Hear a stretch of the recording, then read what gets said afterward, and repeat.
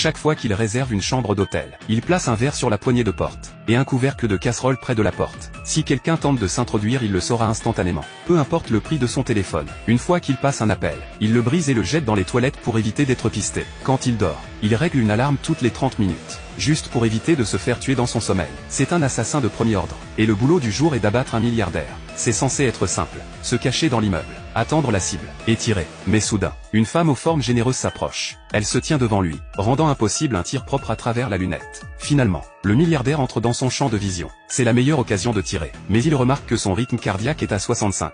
Ce n'est pas son état de tir le plus stable. Mais il ne peut pas attendre plus longtemps. Il appuie sur la détente.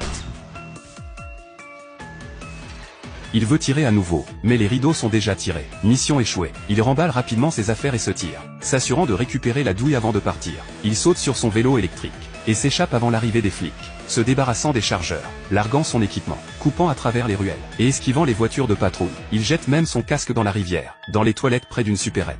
Il se nettoie méticuleusement. Il se rase, change de vêtements, vaporise du parfum pour masquer son odeur. Puis il aile un taxi et file à l'aéroport. Juste avant d'entrer, il balance son dernier flingue dans une poubelle. Même maintenant, il craint encore que l'unité canine ne capte son odeur. Après avoir croisé le regard d'un des chiens, il sort de la file d'attente.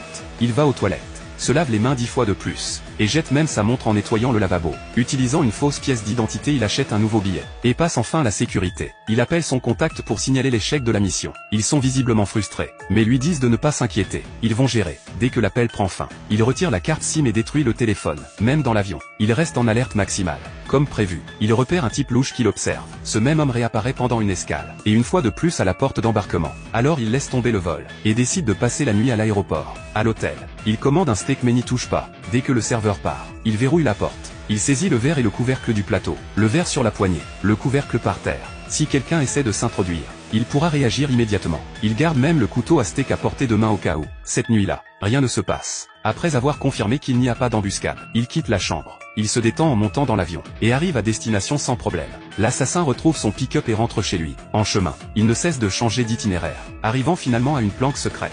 Alors qu'il s'apprête à scanner son empreinte pour entrer, des traces de pas sur le sol attirent son attention.